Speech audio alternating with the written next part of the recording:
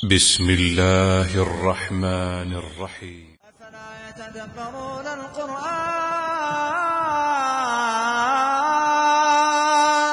أفلا يتدبرون القرآن أم على قلوب أقفالها.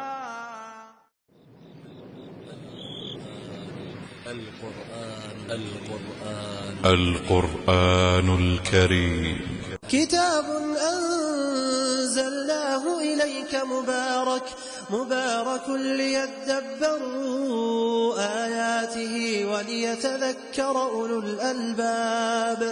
أنزلناه إليك مبارك ليدبروا آياته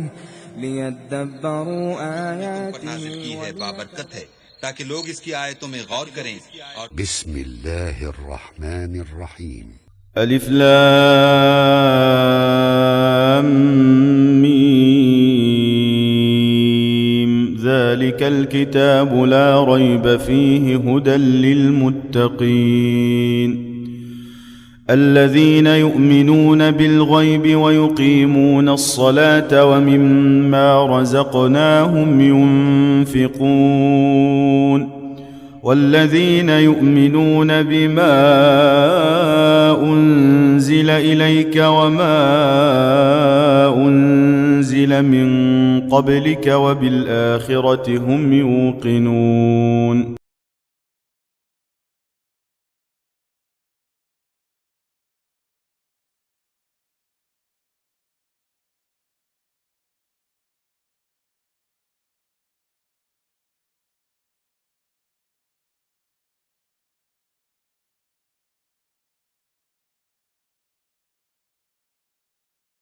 نحمده ونستعينه ونستغفره ونعوذ بالله من شرور أنفسنا ومن سيئات أعمالنا من يهده الله فلا مضل له ومن يضلله فلا هادي له وأشهد أن لا إله إلا الله وأشهد أن محمدا عبده ورسوله.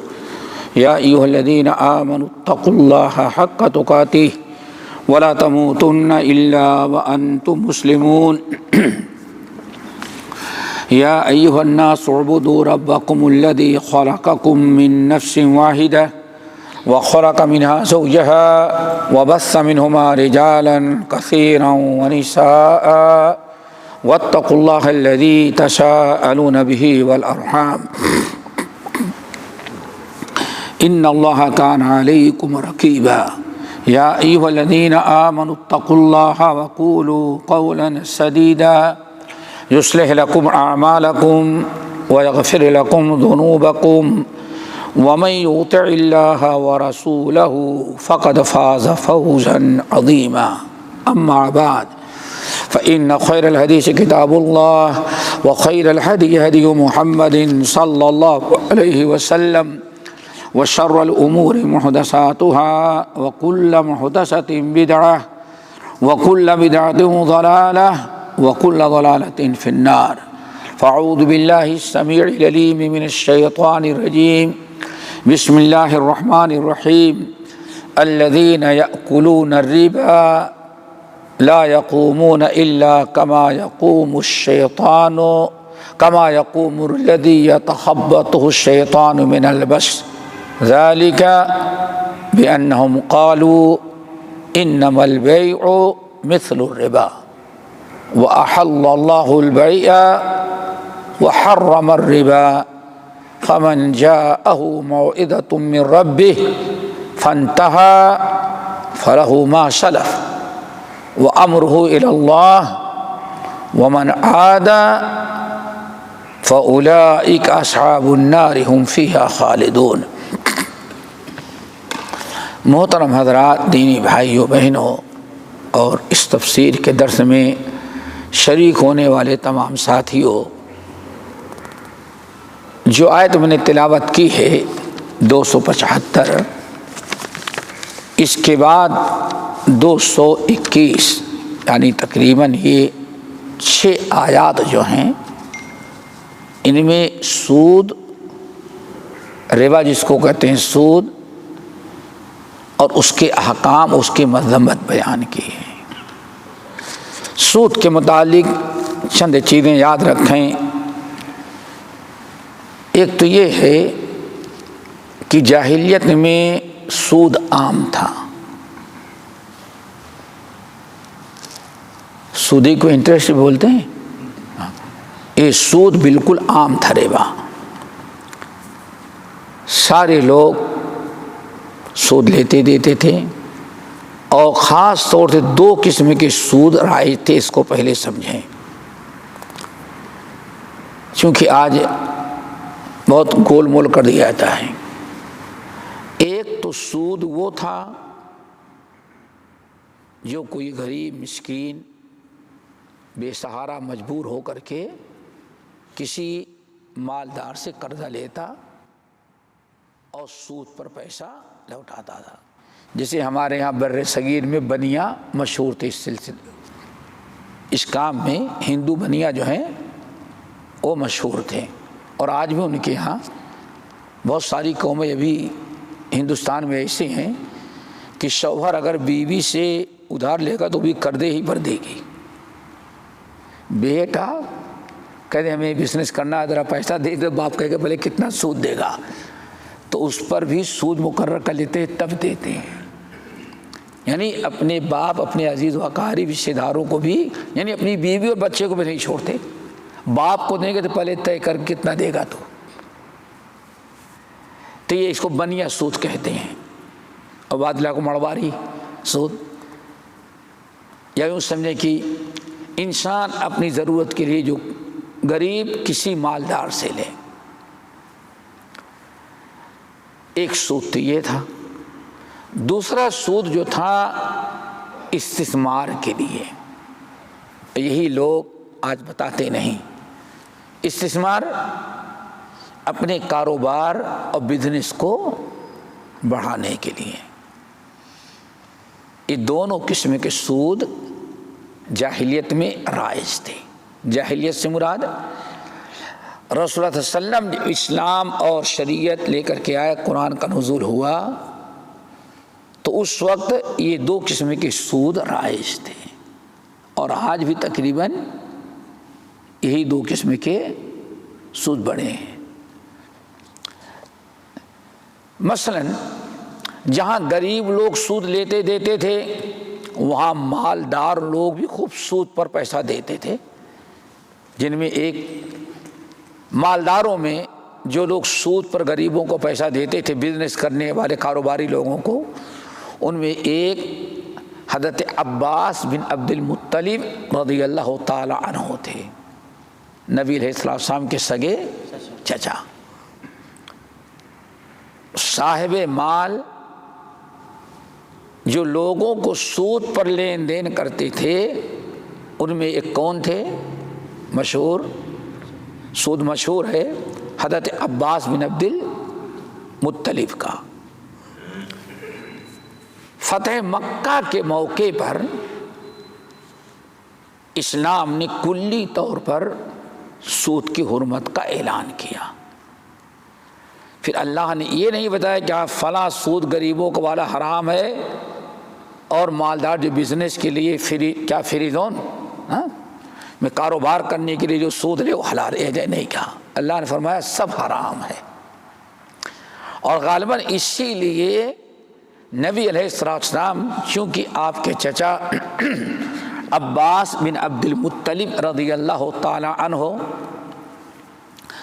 ان کا جو سودی لین دین تھا وہی بڑے لوگوں، بزنس اور سرمایہ داروں، کاروباری سود، اسی لیے فتح مکہ کے موقع پر نبی علیہ السلام نے جب سود کی حرمت کا اعلان کیا، اور یہ فرمایا کہ جاہلیت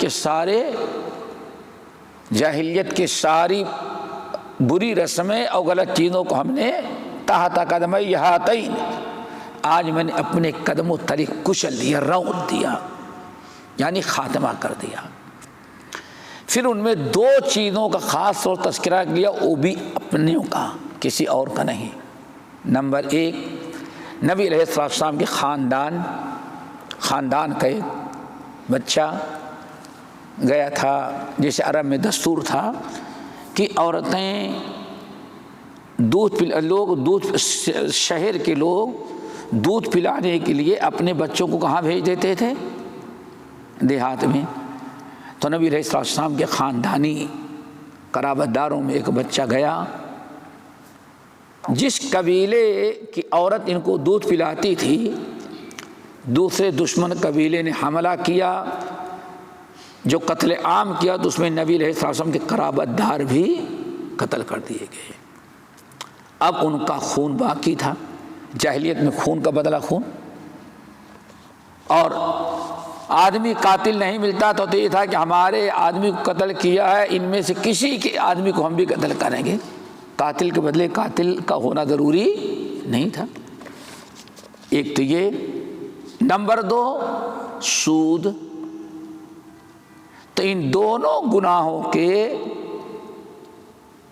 متعلق اللہ صلی اللہ علیہ وسلم نے فرمایا دم الجاہلیت کلھا تحت قدمی ہاتین، جاہلیت کے جتنے قتل و غارت کے کیس تھے ہم نے سب کو قدموں تلے دبا دیا، اور سب سے پہلے میں اپنے خاندان کا جو قتل تھا اس کے خون کو دفع کر دیتا ہوں، یعنی اب اس کو بدلا نہیں جا سکتا۔ نمبر 2 وَرِبَ الْجَاهِلِيَّةِ كُلُّهَا مَوْضُوعَةٌ، اور جاہلیت کے جتنے سودی کاروبار تھے سب کو ہم نے دفنا دیا، اور سب سے پہلے ہم اپنے چچا عباس کا سودی لین دے جو اس کو قدموں تلے کچل دے رہا ہوں۔ کیا مقصد تھا؟ آج تک جتنا سود آپ نے لیا لے لیا، اب آپ اپنی صرف اصلی رقم لے سکتے ہیں اور اس پر سود جو بڑھا ہوا ہے اس کو نہیں لے سکتے۔ تو جو آپ نے سمجھ لیا کہ جاہلیت کی جن چیزوں کو اسلام نے بڑے زور سے ختم کیا، دفنایا اور قدموں تلے کچل دیا، قیامت تک اب اس کو پسند کرنا، مسلم معاشرے میں لانا، یہ کوئی معمولی گناہ نہیں ہے۔ اب حدیث سنیں، صحیح بخاری کی روایت عبداللہ ابن عباس رضی اللہ تعالی عنہما جو حدیث کے راوی ہیں، کہتے ہیں کہ نبی علیہ السلام نے ارشاد فرمایا ابغض الناس الی اللہ ثلاثہ، سب سے مبغوض ترین کلمہ پڑھنے والا، ایک کافروں کی بات نہیں ہو رہی ہے، یعنی کلمہ پڑھنے والوں میں سب سے زیادہ مبغوض ترین انسان کتنے ہیں؟ 3 ہیں۔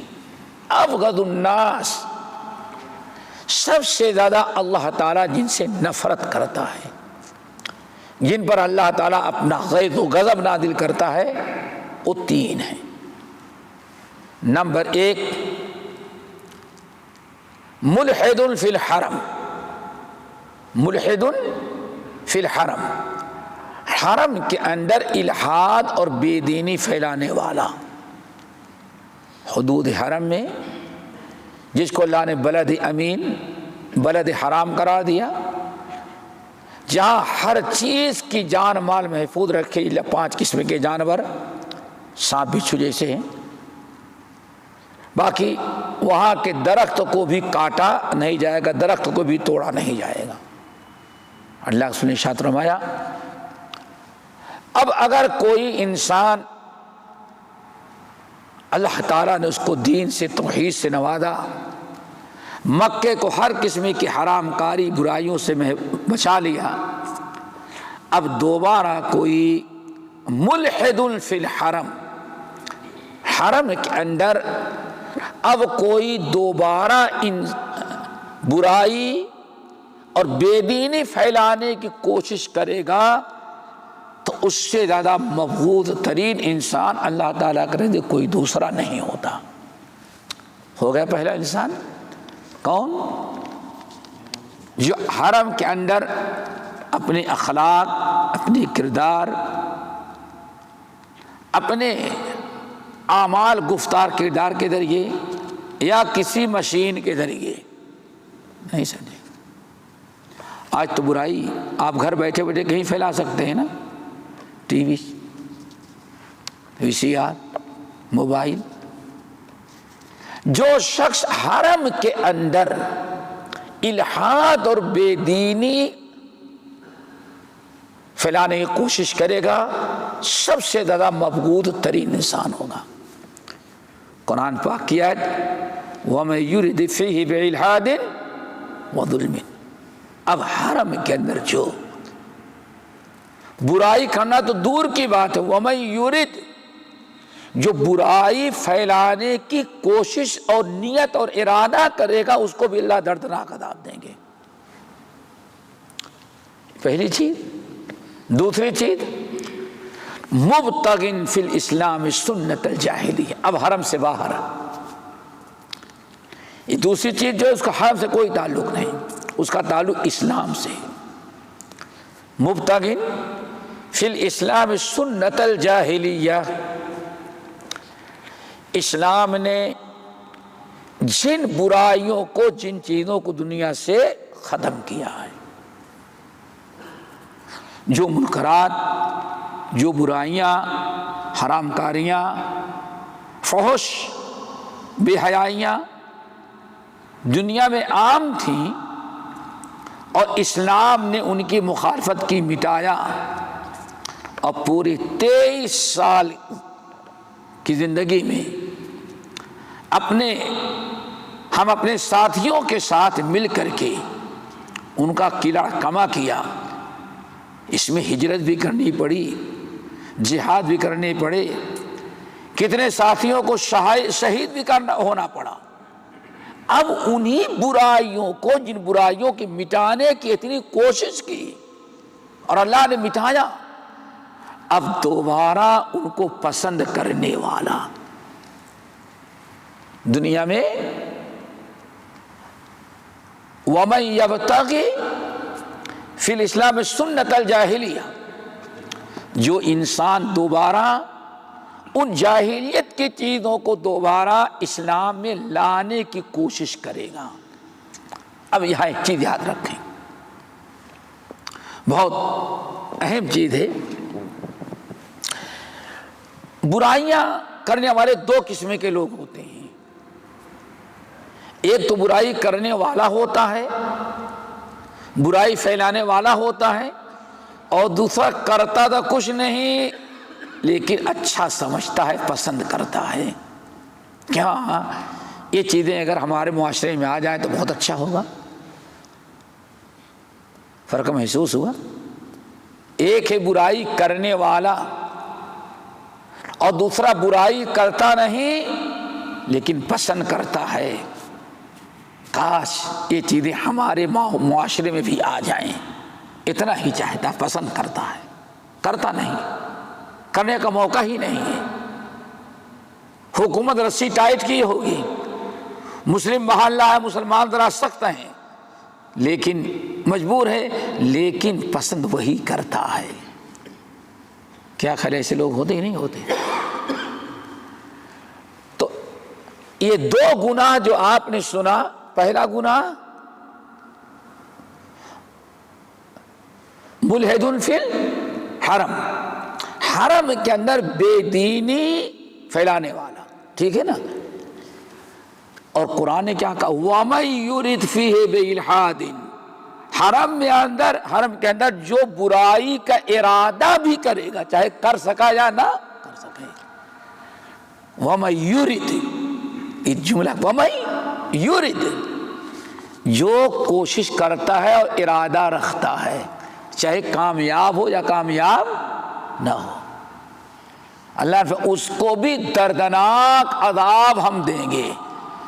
اس لیے کہا جاتا ہے کہ حرم کے اندر برائی کے ارادہ کرنے والا بھی لپیٹ میں آ جاتا.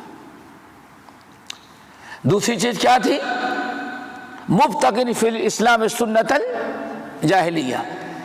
جاہلیت والی چیزیں، جاہلیت سے مراد جو غیر اسلامی چیزیں، ناپسندیدہ چیزیں اسلام میں پہلے سے عرب میں رائج تھیں، دنیا میں رائج تھیں، اسلام نے ان سے منع کیا اور نبی علیہ السلام نے کوشش کر کے ان کو مٹایا. پھر وہیں دونوں چیزیں، ایک ہے برائی کرنے والا، اس حدیث میں برائی کرنے والا نہیں، وَمُبْتَغٍ پسند کرنے والا، اچھا سمجھنے والا۔ بیٹھے ہیں حرم میں، کہتے کاش یہ مغرب میں جو چیزیں ہو رہی ہمارے ہاں ہو تو کتنا اچھا ہوتا۔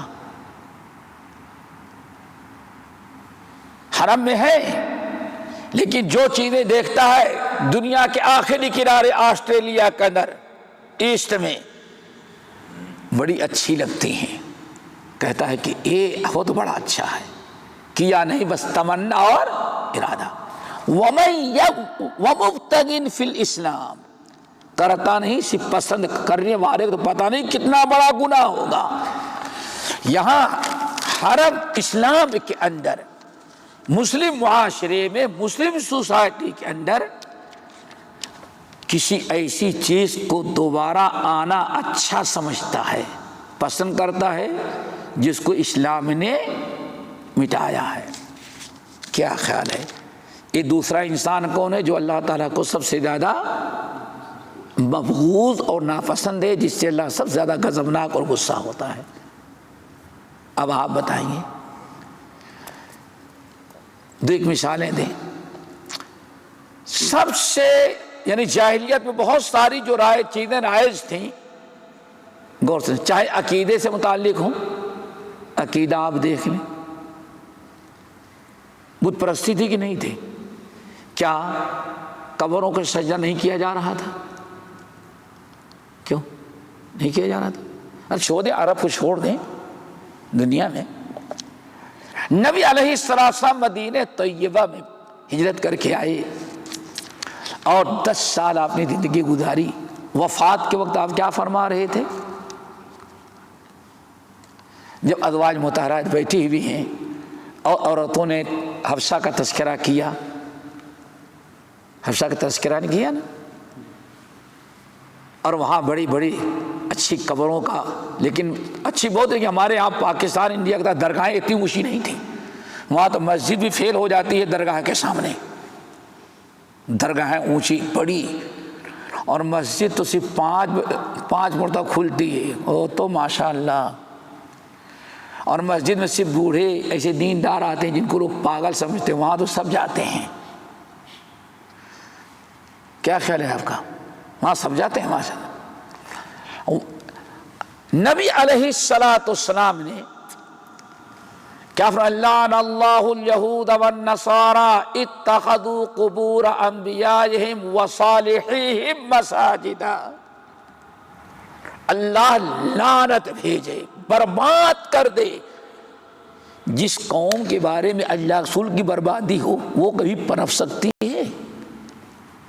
تو بت کے پوجنے والے غالب تو آئے ہیں کہ آپ کے اوپر، کبھی آپ نے سوچا؟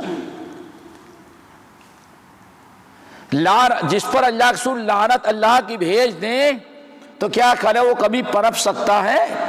لعن اللہ الیہود والنصارى اتخذوا قبور انبیاء مساجدا۔ اللہ اکبر، لعنت ہو ان یہود و نصارہ پر جنہوں نے قبروں کو سجدہ کرنا شروع کر دیا تھا۔ اب آپ کہیں گے اللہ رسول بد دعا دی کس کے بارے میں؟ لیکن اسی لیے کہا جاتا ہے قرآن و حدیث کو سمجھیں تو کیسے سمجھے؟ صحابہ نے جیسے سمجھا۔ صحابہ نے اپنے سمجھے تو نہ قرآن پر عمل کر سکے گا نہ حدیث پر، کوئی آئیڈیل ہونا چاہیے نا۔ آپ کیا کرتے؟ اچھا کر کے دکھائیں۔ ایک تو زبان سے تعلیم دی جاتی، دوسری کیا؟ کر کے۔ سب لوگوں نے ڈرائیورنگ لائسنس لیا ہوگا، ایک تو بیٹھا دیا اور ساتھ کیا کہتا ہے؟ ایسے کرو۔ پتہ چلا کہ ہاں کسی چیز کو سیکھنے کے لیے عملی مشاہدہ بھی ضروری ہوتا ہے، ٹھیک ہے نا؟ حضرت عائشہ کہتی رضی اللہ تعالیٰ عنہ، وفات کے 3 دن پہلے کا واقعہ، اللہ اکبر، وفات کے 3 دن پہلے کا۔ حضرت عائشہ رضی اللہ تعالیٰ عنہ کہتے لوگ تمہیں معلوم ہے کہ اللہ کے رسول بالکل آخری اوقات میں یہود نصارہ پر لعنت کیوں بھیج رہے تھے؟ کان یحذر ما صنعوا، اللہ رسول اپنی امت کو ڈرا رہے تھے ان برائیوں سے جو ان لوگوں نے کیا، اللہ تعالیٰ کے لعنت کے مستحق ہوئے۔ حضرت عائشہ نے، صحابہ نے سمجھا کہ یہود و نصارہ کا تذکرہ کر رہے ہیں، لیکن اللہ کے رسول کا مقصد کیا ہے؟ میری امت کے لوگوں تم لعنت کا مستحق نہیں ہونا۔ یحذر ما صنعوا، یہود و نصارہ نے جو کچھ کیا تھا، اللہ کے رسول اپنی امت کو، اپنے صحابیوں کی سے ڈرا رہے تھے۔ پھر آج کیا خیال ہے؟ پردے کی مخالفت، شور مچاتے ہیں کہ ہندو کر رہا ہے پردے کی مخالفت۔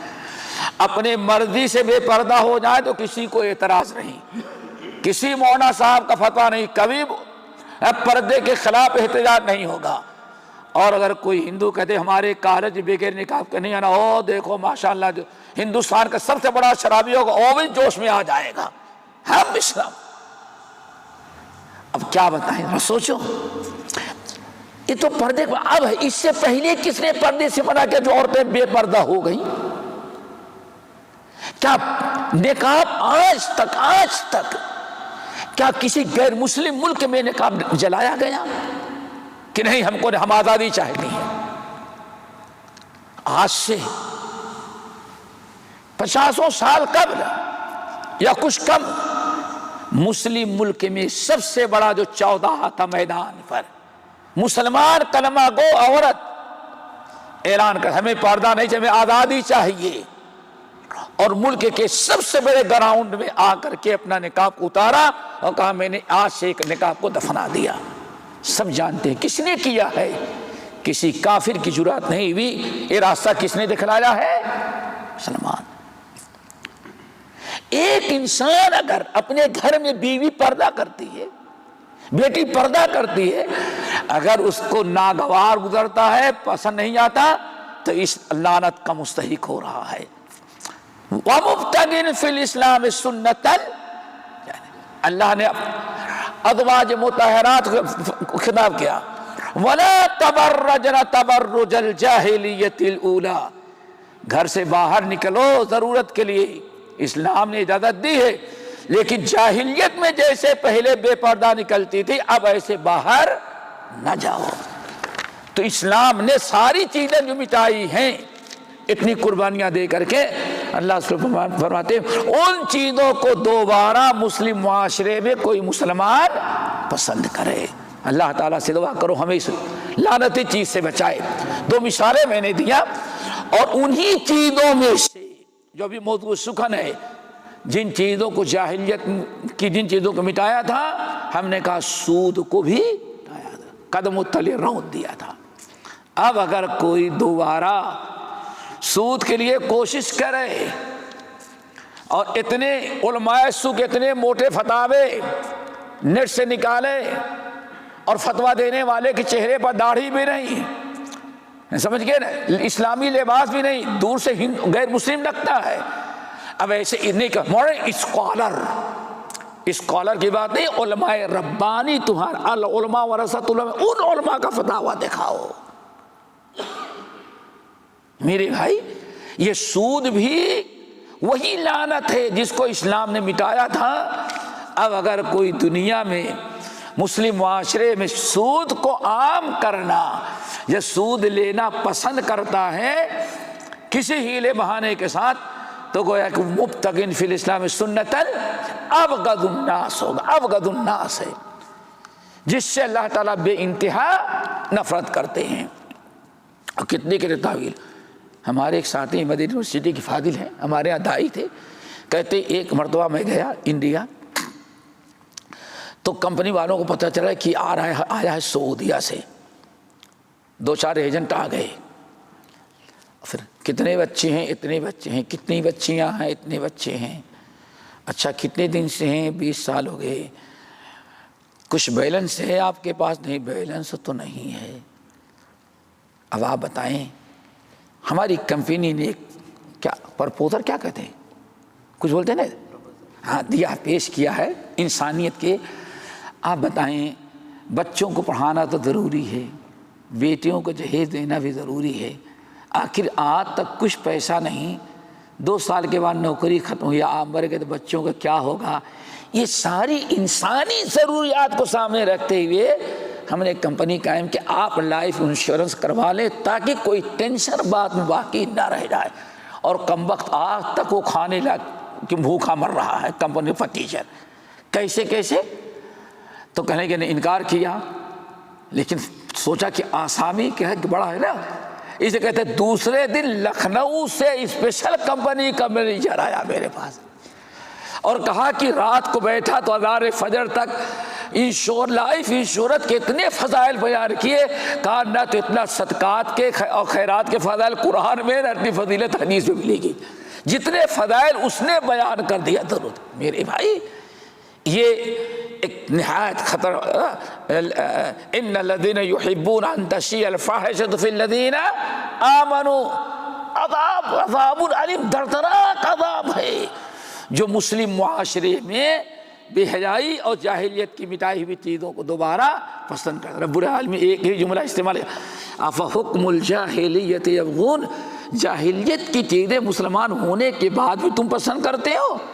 حضرت صحیح بخاری کتاب الایمان کی روایت، حضرت ابو ذر غفاری رضی اللہ تعالیٰ عنہ نے بس ایک غلام کا یبن السودا، اسلام نے جن چیزوں کو مٹایا، گورے کالے کا فرق، عرب عجم کا فرق، کالے گورے کے اعتبار نہیں، کلکم بنی آدم وآدم من تراب، تم سب لوگ آدم کی اولاد ہو. کالا ایسا نہیں کہ آدم کے نہیں کسی اور کی نسل کا ہو، سب کالے گورے اسلام میں. ان اکرمکم عند اللہ اتقاکم. جاہلیت کو مٹایا. ابو ذر غفاری رضی اللہ عنہ فرمایا یا ابن سودا، اے کالی باندی کے بیٹے، اللہ اکبر، اتنا ہی کہا تھا دوستو. صحیح بخاری کتاب الایمان کی روایت، یا ابن سودا، یعنی کوئی حبشیہ مادی تھی، اس کا بیٹا بھی غلام تھا، تو کسی بات پر بلایا غصہ، یا ابن سودا، اے کالی کلوٹی ماں کے بیٹے. اللہ، اتنا ہی کہا تھا. نہ ماں کی گالی، نہ باپ کی گالی، نہ لعنت بھی کچھ نہیں. اللہ صلی اللہ علیہ وسلم نے فرمایا یا ابا ذر انک امرؤ فیک جاہلیہ، تم مسلمان تو ہو گئے لیکن ابھی جاہلیت کی ایک چیز باقی رہ گئی ہے. کیا مطلب تھا؟ یہ بھی ایمان کے منافق. کالے گورے کا نام لینا بھی اسلام میں دوبارہ جائز ہے. انکم امرؤ فیک جاہلیہ، تم ایسے کلمہ گو ہو جس میں جاہلیت کی ایک بو باقی رہ گئی ہے. اب آج کے مسلمانوں کا اللہ صلی اللہ علیہ وسلم دیکھتے تو کیا کہتے ہیں. ابھی ایک فتویٰ آیا ہمارے پاس، یہ مغربی ملکوں کا، یہاں کا نہیں. الحمدللہ ہمارے الحمدللہ بھی اسلامی ممالک اللہ نے بہت خیر رکھا ہے، ہاں بہت خیر رکھا. اللہ تعالیٰ مزید ان کو ہرا بھرا رکھے، جہاں سکون کے ساتھ کفر و شرک سے بعد رہ کر کے کتاب و سنت پر عمل کر لے رہے ہیں، دعوت دے رہے ہیں. اتنی حیرت ہوئی، کچھ لوگ آئے کہتے ہیں میں اس مسجد میں نماز پڑھنا چھوڑ دیا، نہیں پڑھتا. میں نے کہا کیوں نہیں پڑھتے؟ بہت سمجھایا، نماز پڑھے. نہیں میں نے پڑھا. کیوں؟ پتہ چلا کہ بینک سے سود لے کر کے، قرضہ لے کر کے سود پر مسجد بنائی ہے. مسجد کیسے بنائی گئی ہے؟ انسان کے دلوں میں اس چیز کی حرمت کا تصور ہی باقی نہیں رہ گیا. تو جب آپ نے اتنا سمجھ لیا کہ جاہلیت نے جن چیزوں کو مٹایا ہے ان میں ایک چیز کیا ہے؟ سود ہے. آج جس وقت سود کی حرمت نازل ہوئی تو سود خوروں نے اسلام پر اعتراض کرتے ہوئے سود کو حلال کرنے کے لیے نبی علیہ السلام جب آیت پڑھ کے سنائی اللہ تعالیٰ نے سود حرام قرار دیا ہے، تو سود کے شہدائی جو تھے انہوں نے جواب دیا. کہا کیسے حرام ہو سکتا ہے؟ انما البیع مثل الربا. کیا کہا؟ انما البیع مثل الربا. کیسے حرام ہو جائے گا؟ سود تجارت بھی تو سود ہی کی طرح ہے. یہ نہیں کہتے سود کس کی طرح ہے، انداز. انما البیع مثل الربا، سود کیسے حرام ہوگا؟ آخر بزنس بھی تو کیا ہے؟ اور آج بھی وہی جاہلیت ہے. ارے بھائی تجارت کر کے فائدہ اٹھائے تو حلال. ہم اپنا پیسہ بینک میں نہیں رکھتے، کسی کو دے دیا وہ بیچارہ فائدہ دے رہا ہے تو یہ کیسے سود ہو جائے گا؟ ہم نے قرضہ دیا ہے تو بینک میں. یہی کہتے ہیں نا تجارت کر کے پیسہ لینا حرام، تو میں بینک میں ڈال دیتا ہوں، بینک ہم کو سود دیتی یا ہم کو یہ سود دیتے ہیں، تو وہ فائدہ کیسے، منافع کیسے حرام ہو گیا؟ جب تجارت کا منافع حرام نہیں تو سود کا منافع کیسے حرام ہو جائے گا؟ یہی کہتے ہیں انما البیع. اور آج جو جواب اللہ کے رسول کو اس زمانے میں دیا تھا وہی جواب آج بھی دیتے ہیں. بھائی بزنس پر جو کرتے تو فائدہ لیتے سامنے، ہاں تو ہم بزنس نہیں کرتے، ہم کسی اور کو پیسہ دے دیے ہیں، وہ بزنس کرتا ہے، ہم اس سے فائدہ لیتے ہیں تو کیسے حرام ہو جائے گا؟ تو بات اصل یہ ہے دوستو، دو چیزیں یاد رکھو. نمبر 1 صدقہ. صدقہ. قرضہ. قرضہ الگ چیز ہے اور تجارت الگ چیز ہے. مثلا ایک انسان بزنس کرتا ہے، آپ بزنس کرتے ہیں، اللہ اکبر، بلدیہ کی فیس، گورنمنٹ کی فیس، دکان کا کرایہ، مجاری کا، لائٹ کا بل، نوکر کا خرچہ. آپ بیٹھتے ہیں، ہو سکتا ہے 8 بجے نوکر چلا جائے لیکن سیٹھ صاحب دکان کھول کے کتنے بجے تک بیٹھے رہتے ہیں؟ 10 بجے تک. سوال یہ کہ آپ بزنس کر رہے ہیں تو اس بزنس کرنے میں کتنے اخراجات آپ کو برداشت کرنے پڑ رہے ہیں. اسی لیے آدمی باقاعدہ بزنس میں حساب لگاتا ہے، رینٹ اتنا ہے، ملازمی کی تنخواہ اتنی ہے اور کرایہ سب لگانے کے بعد سوچتا ہے اب اگر اس مال کو اتنے میں بیچیں گے تو اتنا خرچہ نکل جائے گا، ہمیں اتنا فائدہ بچے گا. کیا خیال ہے؟ پیسہ بھی خرچ کرتا ہے، محنت بھی دن رات کرتا ہے، ٹھیک ہے نا. اس نے محنت کر کے منافع لیا، لیکن قرضہ دے کے قرضہ آپ نے کسی کو دے دیا، اس میں آپ کتنی محنت کر رہے ہیں؟ قرضہ آپ نے دیا، نہ دکان کا رینٹ ہے، نہ لیبر کی تنخواہ ہے، نہ لائٹ کا بل ہے، نہ مجاری کا بل ہے، نہ بردیہ کا خرچہ ہے. آپ بالکل بیٹھے، اس کا کام چلے اور جہنم میں جائے، ہر مہینے اتنا آپ کو دینا ہے یا نہ دے تو بھائی پچھلا نہیں دیے اگلے میں اتنا بڑھا کر کے. اللہ اکبر. اب آپ بتائیں کیا دونوں ایک طرح ہو سکتے ہیں؟ انما البیع مثل الربا کیسے ہو سکتا ہے؟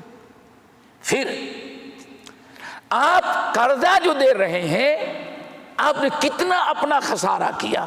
اب ذرا سنیں، نبی علیہ السلام، قرضہ احسان کا نام ہے. ایک حاجت مند ضرورت مند انسان اگر کوئی بہت بڑا کاروبار کرنا چاہتا، 1 کروڑ کی ضرورت ہے اور اس کے پاس رقم کتنے؟ صرف 50 لاکھ. 50 لاکھ. اب 50 کا اور محتاج ہے، آپ نے دے دیا. ایک انسان ہو سکتا ہے بالکل بیچارہ کسی کام کے لائق، آپ نے دیا، احسان کیا. قرضہ احسان ہے کہ چلو بیچارہ دے دیتے، بیچارے کا کام چل جائے. اب آپ کو کیا فائدہ ہوا؟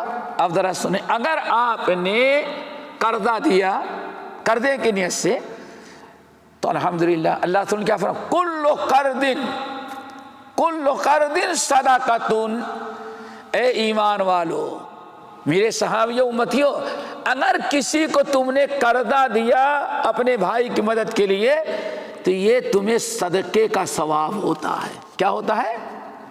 بلکہ آگے ذرا سنیں، کل قرض صدقۃ.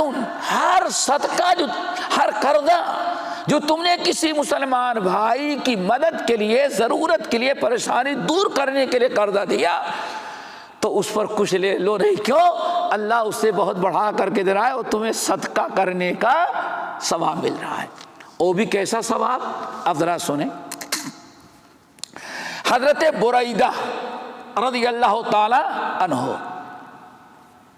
نقل کرتے ہیں کہ ایک دن نبی علیہ السلام کو میں نے فرماتے ہوئے سنا، من انذر معسرا فلہ کل یوم مثل صدقتہ۔ اللہ اکبر۔ من انذر معسرا، کسی نے کسی اپنے بھائی کو قرضہ دیا اور کہا کہ بھائی ٹھیک ہے، ابھی آج کتنی تاریخ ہے؟ 18 جنوری، پہلے مہینے کے 18 کو دے رہے ہیں، کب دو گے؟ اس نے کہا میں 18 آئندہ سال کے 18 کو دے دوں گا۔ چلو بھائی دے دیا، احسان کیا۔ اب تو گئے لینے کے لیے تو یا پہلے آ گیا، نہیں بھائی نہیں ہو پایا، ذرا تھوڑی سی اور مہلت دے دیں۔ تو اللہ رسول نے فرمایا جب تک اس نے مہلت دیا کہ ٹھیک ہے بھائی ہم نے مہلت دے دیتا تھا، تو روزانہ جتنا صدقہ کیا کرتا اتنا صدقہ کرنے کا روزانہ تم کو ثواب ملتا ہے۔ کتنا دیا ہے آپ نے؟ 1 لاکھ، تو 1 لاکھ صدقہ کرنے کا روزانہ ثواب۔ پھر اس نے کہا تھا اگلے سال آج 18 جنوری کو لے رہے ہیں، 19 کی صبح دے دوں گا۔ آپ انتظار کر رہے تھے، صبر کر رہے تھے، اور روزانہ آپ کے نام اعمال میں 1 جتنا دیا اتنا صدقہ کرنے کا ثواب مل رہا تھا۔ اور ذرا سنیں، پھر آپ نے ارشاد فرمایا کہ اگر انسان وقت پر نہ دے سکا بیچارہ کسی عذر کی بنا پر، پھر آپ نے مہلت دے دیا اس کو، اچھا بتاؤ کب تک دو گے؟ اس نے کہا 6 مہینے کی مہلت اور دے دے۔ تو اللہ سے ارشاد فرمایا اب 6 مہینے کے دے رہے ہیں تو روزانہ جتنا دے اس کے ڈبل صدقہ کرنے کا ثواب ملتا رہے گا، ثواب ڈبل کا ملتا رہے گا۔ حضرت بریدہ رضی اللہ تعالیٰ عنہ کہتے ہیں میں نے کہا یا رسول اللہ ہم نے سنا کہ آپ فرما رہے تھے کہ جس نے قرضہ دینے والے یا کسی مجبور لینے والے یا کسی مجبور کو مہلت دے دیا تو جتنے دن کے مہلت دیا اتنے دن جتنا رقم اس کو دے اتنا صدقہ کرنے کا ثواب ملتا رہے گا۔ تو سنا، لیکن پھر ایک دن میں نے آپ کو سنا اپنی بات بدل دیے تھے۔ آپ نے فرمایا کیا کہا؟ آپ نے فرمایا کہ انسان کو جتنا دیا ہے اس کا ڈبل روزانہ ڈبل کا ثواب ملتا رہے گا۔ تو پہلے تو آپ نے بتایا تھا برابر اور دوبارہ ڈبل کا، یہ کیسے ہو گیا؟ تو اللہ رسول فرمایا اللہ کے بندے سمجھا نہیں تم نے، پہلے برابر کا صدقہ ملتا رہے گا جو اس نے دیا ہے، اس کے بعد اگر مہلت دے دے گا اور بڑھا کر کے تب اللہ تعالیٰ اس پر صدقہ ڈبل کا صدقہ کر دے گا۔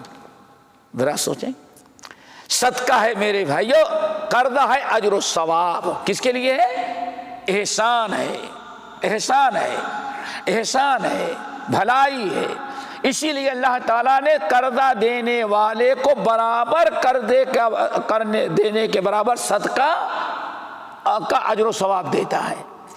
لیکن ربا جو ہے دوستو، اسی پر قرضے بغیر سود لینے لگے آپ، تب کیا ہو جاتا ہے؟ پھر کیا ہو جاتا ہے؟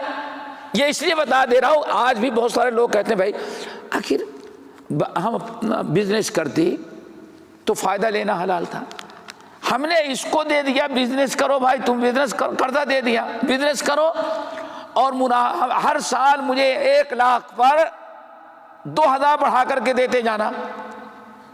تو ہم نہیں کہیں کہ ہمارا بھائی تو کر رہا ہے، تو کیا فرق ہوا دونوں کے اندر؟ ایک طرف کہتے قرضہ دے دیا، دوسری طرف اس پر کیا لے رہے ہیں؟ منافع بھی لے رہے ہیں۔ قرضہ جو ہے اس صدقے کا ثواب۔ اب آخر ربا، اللہ اکبر۔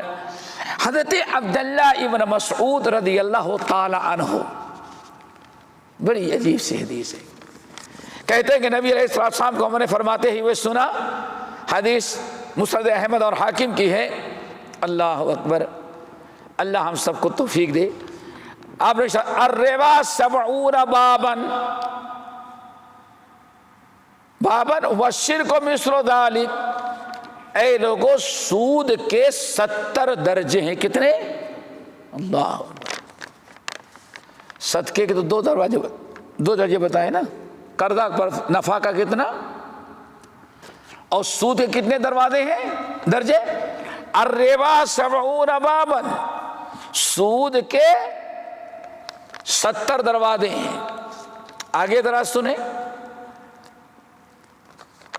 وَالشِّرْكُ مِثْلُ ذَلِكَ، ایسے ہی شرک بھی جس طرح سے سود کے 70 دروازے ہیں، شرک کے بھی 70 درجے ایسے ہی ہیں. اللہ اکبر. محدثین کہتے ہیں نبی علیہ السلام نے یہاں شرک کے ساتھ سود کو کس کے ساتھ جوڑ دیا؟ شرک کے ساتھ. کس لیے؟ لوگوں کو خوف دلوں میں پیدا کرنے کے لیے، سود سے بچنے کے لیے. انسان اپنے آپ کو سود سے بچائے، مقصد یہ ہے. اسی لیے اللہ رسول نے فرمایا لوگوں جس طرح سے شرک کے اتنے درجات ہیں ویسے ہی سود کے بھی ویسے ہی درجات ہیں. سود سے اپنے آپ کو بچاؤ. دوسری حدیث، یہ حدیث بھی صحیح ہے، ساری حدیث صحیح طرح سے مروی ہیں. عبداللہ بن مسعود سے مروی ہیں اور دیگر صحابہ کرام سے. الربا 73 بابا، سود کے کتنے درجے ہیں؟ 73 73. ایسرها، سود کے کتنے درجے ہیں؟ 73. ایسرها، اور اس کا سب سے ادنا درجہ ہے ان ينكح الرجل امه، انسان اپنی ماں کے ساتھ مکالہ کرے. کون پسند کرے گا اس کو؟ یہ ساری وعیدیں ان لوگوں کے لیے سنائے اللہ کے بعد سنائی جو کہتے تھے انما البيع مثل الربا، سود پر بزنس کر کے تجارت کر کے فائدہ لو حلال، اور ہم کسی کو پیسہ دے دیں اپنا اس پر ہم سود لے تو حرام. یہ کیسے ہو سکتا ہے؟ یہ ساری چیزیں اللہ رسول اللہ نے قرآن میں اور نبی علیہ السلام دونوں میں فرق. ایک صدقہ ہے، قرض کیا ہے؟ صدقہ ہے. قرضہ بے نہیں ہے، تجارت نہیں ہے.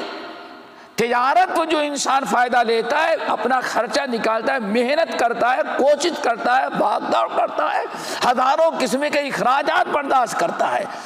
لیکن قرضہ دینے والا تو کچھ نہیں کرتا، سیدھے بیٹھ کے کیا کرتا ہے؟ وہ کھاتا ہے. احسان کہاں رہ گیا؟ اللہ اکبر. اگلی حدیث اور اللہ سے فرمایا الربا وَإِنَّ أَرْبَ الرِّبَا إِرْضُ الْمُسْلِمِ، رجل المسلم. لوگوں سب سے بڑا، ذرا غور کریں، سود کا سب سے ادنا درجہ کیا بتایا اللہ کے رسول نے؟ ماں سے مکالہ کرنا. اور وَإِنَّ أَرْبَ الرِّبَا، اور سب سے بڑا سود کا جو گناہ ہو سکتا ہے وہ کیا ہے؟ اپنے کسی مسلمان بھائی کی توہین کرنا، بے عزت کرنا. کسی مسلمان بھائی کو بے عزت کرنا، ذلیل اور خوار کرنا، اس کے متعلق طرح طرح سے افواہیں اڑانا، کتنا بدترین جرم ہے. اب یہ کیسے سود ہو گیا؟ اس کا حدیث سمجھنے کے لیے مطلب سمجھے. ربا کے معنی آتا ہے اضافہ، کیا؟ زیادہ. ربا کے معنی آتا ہے اضافہ کرنا. 100 پر آپ 105 لیں، 100 دے کر کے اس سے 110 لیں، 1 لاکھ دے کر کے 1,10,000 لیں. جو چیز مقرر تھی اس پر آپ نے بڑھا دیا.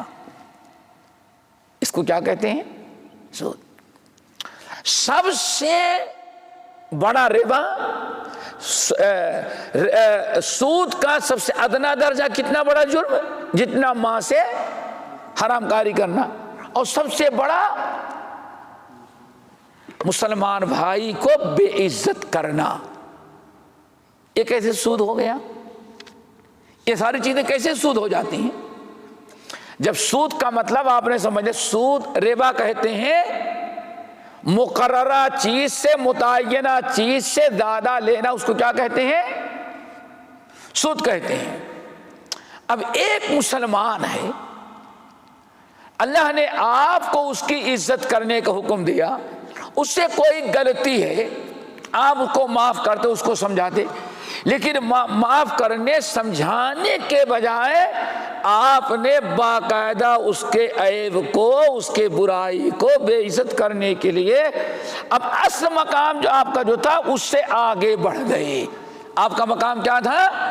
اپنے بھائی کو برائی دیکھے، عیب دیکھے تو اس کی اصلاح کرتے، اس کو سمجھاتے، اگر نہ کرتے تو آپ خاموش رہتے، لیکن آپ نے کیا کیا؟ چھوٹی سے بات ملی، اب آپ حد پار کر کے اس کو میڈیا میں عام کر کے بدنام کرنا شروع کر دیا، اور طرح طرح سے اس کی عزت آپ نے لی۔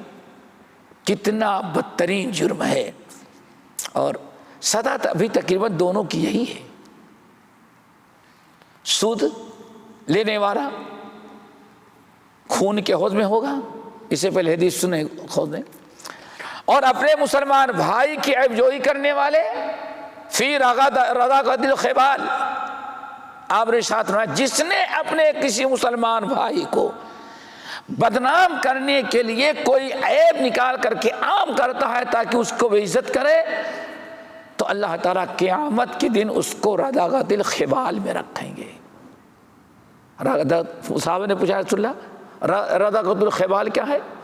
آپ نے فرمایا جہنمی یا گندے کردار کی عورتیں جب جہنم میں جائیں گی اور ان کا خون اور پیپ جب زمین پر گرے گا تو جہنم وہ بھی گرم ہی ہوگا، زمین اور آگ ہوگی، پھر ایک نالی ہوگی، نالی سے وہ خون اور پیپ بہے گا تو ایک حوض میں جائے گا، حوض کی بھی پورا کس کا ہوگا؟ آگ کا، اسی آگ کے اندر یہ کھولتا ہوا خون و پیپ اکٹھا ہوگا۔ ایسے انسان کو جس نے اپنے بھائی پر الزام لگایا، آپ نے ساتھ فرمایا ابو داؤد، ابن ماجہ اور احمد وغیرہ کی روایت، اللہ تعالیٰ الزام لگانے والے کو اسی میں کھڑا کر دے گا۔ کھڑا کر دینے کے بعد کہیں گے تم نے اپنے بھائی کے متعلق جو باتیں لوگوں میں عام کی تھی، جب تک اس کو صحیح ثابت نہیں کرے گا تب تک یہاں سے نکل نہیں سکتا۔ تو اللہ تعالیٰ سے دعا کرو ہم سب کو اس سے محفوظ رکھے۔ دیکھیں دونوں کا ٹھکانہ تقریباً ایک خون اور پیپ میں، ایک خون کے حوض میں اور دوسرا خون اور پیپ کے حوض میں۔ آپ نے شاید سب سے ادنا درجے کا سود کیا ہے؟ ماں کسی کے ساتھ مکالہ کرنے کا، اور سب سے اعلیٰ درجے کا جو گناہ ہے اس کا اپنے مسلمان بھائی کی عزت لینے اور توہین کرنے کا۔ کتنا بڑا جرم ہے دوستو۔ بہرحال یہ چند باتیں ہم نے آپ کو حضرات کے سامنے رکھی، اور ایک آخری چیز اور بتا دیں تاکہ اب آیات کا سمجھنا بڑا آسان ہو۔ نبی علیہ السلام نے ارشاد فرمایا، امام حاکم، امام بہقی، ابو نعیم اور بہت سارے محدثین نے، اور علامہ البانی رحمۃ اللہ صحیح الجامع الصغیر اور صحیح الترغیب الترہیب کے اندر امام حاکم نے صحیح کہا، بہقی نے موافقت کی، تمام محدثین کے نزدیک حدیث بالکل صحیح ہے کہ اللہ تعالیٰ نے ارشاد فرمایا لوگو الربا وَإِن كَثُرَ عَاقِبَتُهَا قَلٌّ یا قُلٌّ، قاف قلت سے، اے لوگو سود کتنا ہی بڑھتا ہوا نظر آئے، سود لینے والا ایک مطلب کتنا بھی تم کو بڑھتا ہوا ترقی کرتا ہوا نظر آئے، لیکن عاقبتها قَلٌّ، لیکن اس کا انجام جو ہوتا ہے تباہی اور بربادی ہوتا ہے۔ زیادہ دن تک وہ انسان قائم نہیں رہتا، چند ہی سالوں میں انسان ذلیل اور خوار ہوتا ہے۔ کیا ہوتا ہے؟ وَإِن كَثُرَ کتنا بھی ایک مرتبہ بڑھتا ہوا نظر آئے لیکن انجام اس کا تباہی اور بربادی ہوتا ہے۔ اسی کو اللہ نے کیا ارشاد فرمایا قرآن پاک میں کہ یمحق اللہ الربا ویربی الصدقات، لوگوں صدقات کو اللہ تعالیٰ بڑھاتے ہیں اور سود کو اللہ تعالیٰ گھٹاتے ہیں۔ یہ چند باتیں میں نے کہی ہیں، انشاءاللہ اب آئندہ ان آیات کا ترجمہ اور پھر اس کی مزید تفصیل۔ سود کے اقسام تو میں نے بتا دیا، سود کے اقسام، اور یہ جو لوگ کہتے ہیں یہ بھی بزنس اس کا فرق، اور یہ بھی بتا دیا کہ قرضہ جو ہے وہ احسان ہے جو اجر و ثواب کی نیت سے کسی کی مدد کی جائے۔ اگر آپ نے دیا اس پر کچھ لے رہے ہیں تو آپ کوئی احسان اس کے ساتھ نہیں کریں، بلکہ ممکن ہے اس پر ظلم ہو جائے، ہوتا یہی ہے۔ آج کتنے لوگ جیل میں ہیں، واللہ کبھی حکومت بھیجتی ہے، اندر جاتے ہیں نا جیل وغیرہ مدرسے کے لیے، تو اکثر کو ہوتا ہے کیا کہتے ہیں اس کو جو ریٹرن ہو جاتا ہے، چیک باؤنس کیا کہتے ہیں، سب اندر پڑے ہوئے ہیں۔ جب بھی کبھی درس کے لیے جاتے ہیں پوچھیں گے تو معلوم پڑا کہ صحیح کل ہوا میں اڑ رہا تھا اور آج کہاں پڑا ہوا ہے، جیل کی کوٹری کے اندر۔ کیا فائدہ ہوا؟ لیبر باہر ہے اور سیٹ صاحب اندر ہو گئے، سیٹ صاحب اندر ہے اور لیبر جن پر حکومت کرتا تو کیا ہے، آزاد ہے، نہ باہر سکون نہ اندر سکون۔ یہی ہوتا ہے۔ تو اس لیے دوستو اتنا یاد رکھنا، وَإِنَّ الرِّبَا عَاقِبَتُهَا قَلٌّ وَإِنْ كَثُرَ، کتنا بھی سود لینے کے بعد ایک موٹا بڑھتا ہوا نظر آئے لیکن انجام اس کا تباہی اور ہلاکت ہوتی ہے۔ اللہ تعالیٰ ہم سب کو سود سے بچائے، سود کے دھواں سے بھی بچائے، اور جو بھائی ہمارے مبتلا ہیں اللہ تعالیٰ ان کو توبہ کرنے کی توفیق دے۔